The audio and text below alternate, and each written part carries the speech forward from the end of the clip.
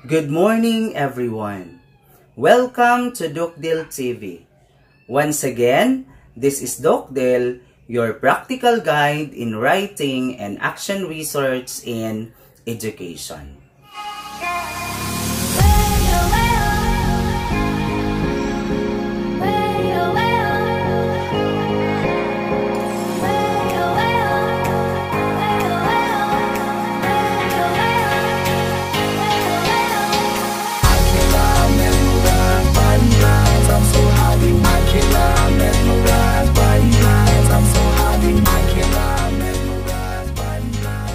This morning, we are going to continue our discussion on the formulation of action research problems. But this time, our focus is on the crafting of action research problems on experimental or intervention research. But before that, for those who are new to this channel, I want you to subscribe and then hit the notification bell so that if I have new videos relating to writing and action research in education, you will be updated. Before we are going to continue our discussion this morning, let us have first a recapitulation of what has been discussed last meeting. Last meeting we discussed on the formulation of action research problems, especially on basic research. So that's why this is the second phase of this discussion, and our focus is how are we going to formulate action research problems on experimental or intervention research. But before we are going to proceed, make sure that you have a pen and a paper so that you are going to write everything, the every details of this discussion which you think that this is necessary when you are going to write an action research so that you are guided in every step of the way. The very purpose of experimental and intervention research is to determine the efficacy or effectiveness of a treatment or intervention. For example, a teacher who has been using a traditional approach in teaching social studies wants to test the effectiveness of a certain approach, improving the performance of the students. So this time, an experiment can be conducted to compare the two approaches that you employed in order to increase or improve the performance of the students. For example, so you have to make sure that when you are conducting this kind of research, you should have to identify an approach. There should have an approach or teaching strategy to be used for you to be able to measure the efficacy of the strategy in the performance of the students for that certain subject area. Okay, so if you are using two approaches, you should have a control and experimental group, of which here the experimental group will be exposed to the teaching strategy, and the other one that is known as control group, they will be able to expose to traditional teaching.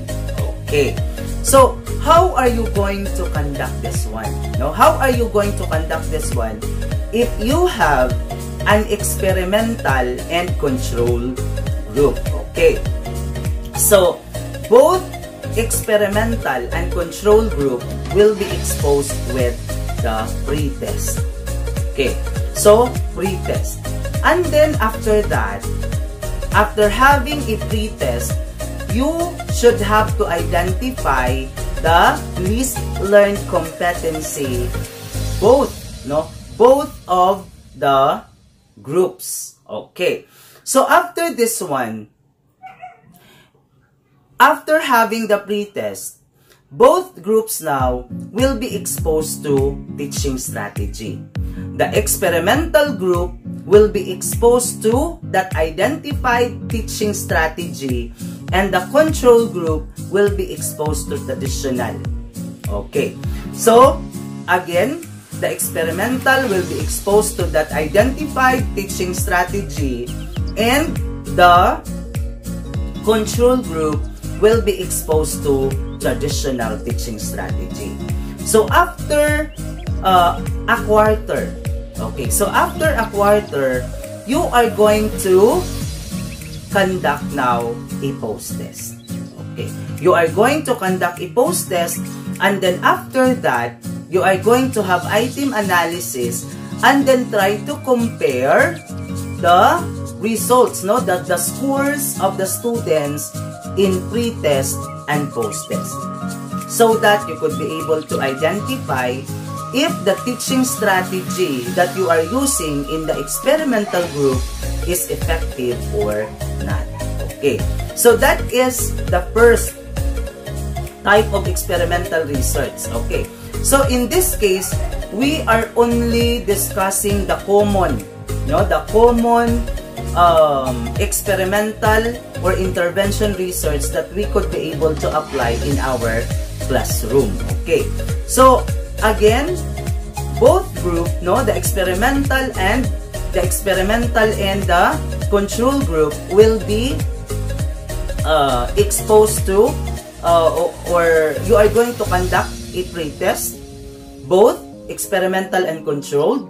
Then after that, expose them to teaching strategy. Experimental will be exposed to that identified teaching strategy, and the control group will be exposed to traditional.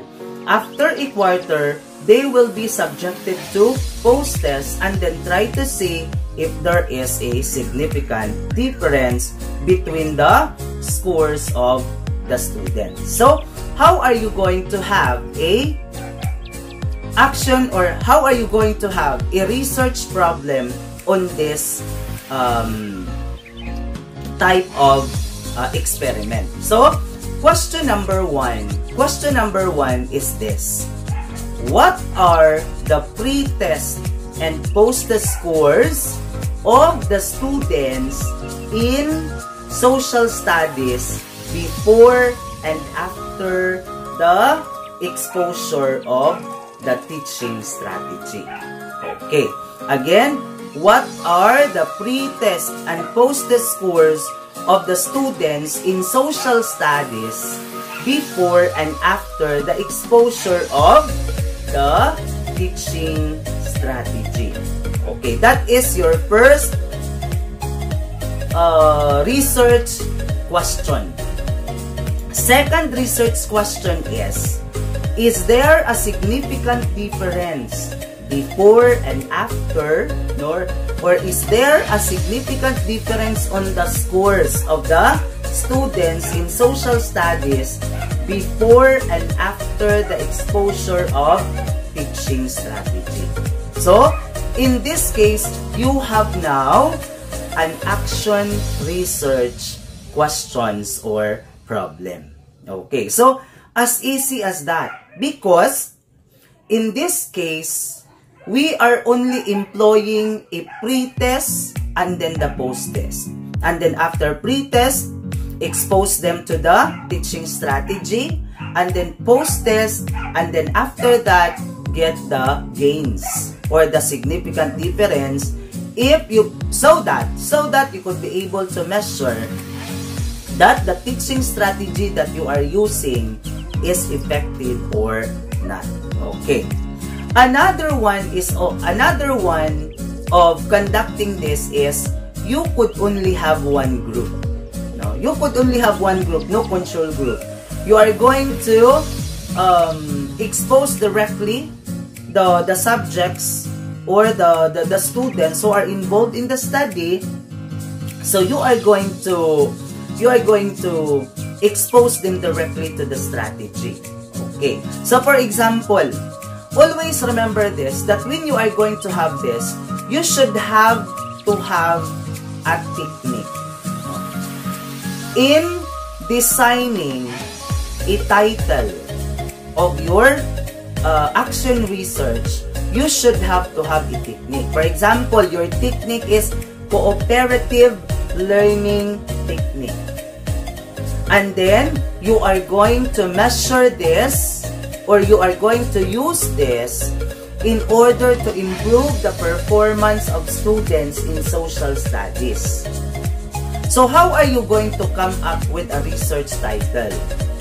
Okay, the efficacy of cooperative learning technique in improving the social studies performance of the students. Okay. So, that is how are you going to come up with a research title. Okay. Name of the strategy. And then after that, the performance. What particular subject area that you could be able to use that particular strategy to improve their performance. Okay. So it could be the efficacy of, okay, the utilization of, okay, so the utilization of cooperative learning technique in the social studies performance of the students. Or you could have the efficacy of, or it could be cooperative learning technique and the social studies performance of the students. Okay. So, that is how easy, no? That is how easy in crafting an action research title and the action research questions or action research problems. Okay. Again, identify a technique and then identify a field of specialization or subject that you wanted the students to improve their performance. So, in the crafting of the title is this. Okay, the efficacy of the teaching strategy in improving, in enhancing the performance. You should have to be specific if social studies performance, mathematics performance, Filipino language performance, English performance of the students. Simple.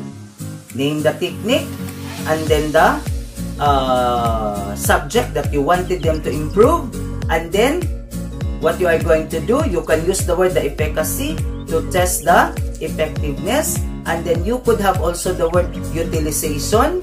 If the utilization of this particular strategy, it could lead to the improvement of the performance of the students in that particular subject area.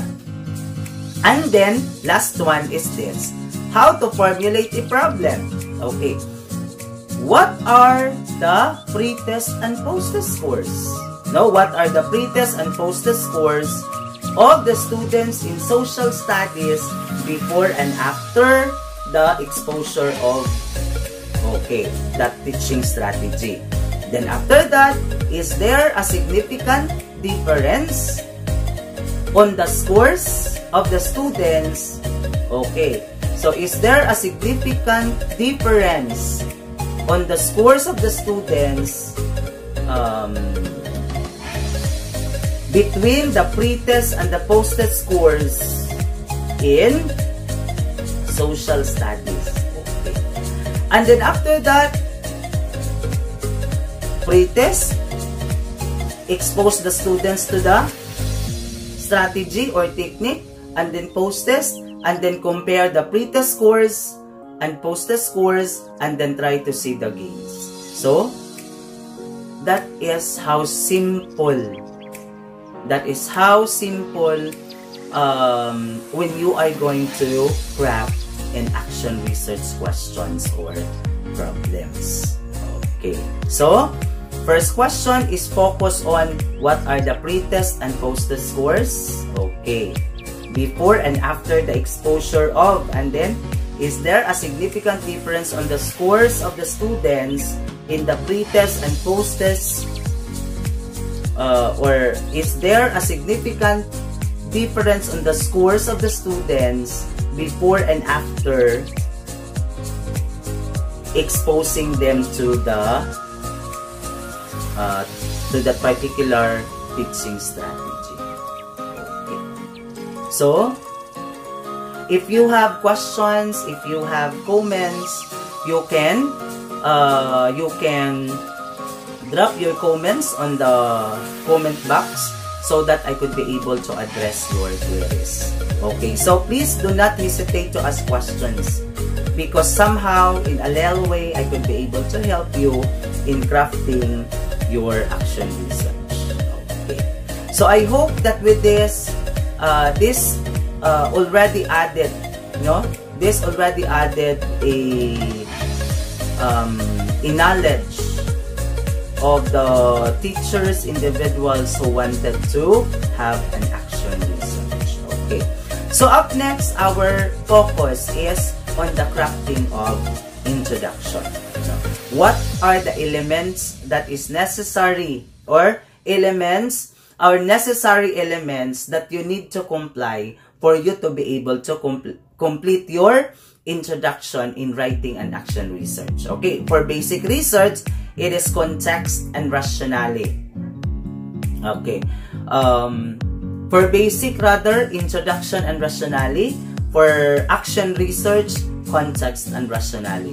So that will be our concern next meeting, so that you could be able to start writing your introduction in the crafted action research, or if you wanted to write an action research. Okay, so thank you so much for watching. God bless, bye bye, and stay safe always.